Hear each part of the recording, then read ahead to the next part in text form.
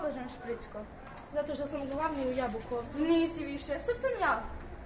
Ta tvoja zelena boja i mrlja ne mogu se usporediti sa mojom lijepom crvenom bojom i blistavom korom.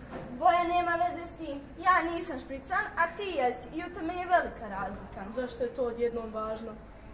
Pa ljudi znaju da je tvoja boja neprirodna, da nisi zdrav i zato te neće htjeti kupovati kada stigneš u trgovinu. Ali duže ću živjeti. Da, ali će živjeti osamljeno i umjesto lijepe smrti, a to je kad nas ljudi pojedu i uživaju u nama, ti ćeš istrunuti. Ćao Špricko. Ćao.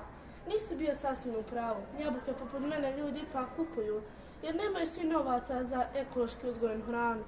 Nažalost, istina je, ali je bitno da ljudi jedu i špricano voće, jer manjak vitamina i vlakna za njihov organizam da ga uopće ne jedu. Tačno, ljudi trebaju jesti špricane jabuke, ali pritom ih dobro oprati i oguliti im koru. Ekološko uzgojene jabuke treba samo oprati i jesti s korom zato što se u kori nalazi najviše vitamina. Nadam se, prirodno pravi da će u budućnosti biti što više ekološki uzgojnih jabuka poput tebe. I ja.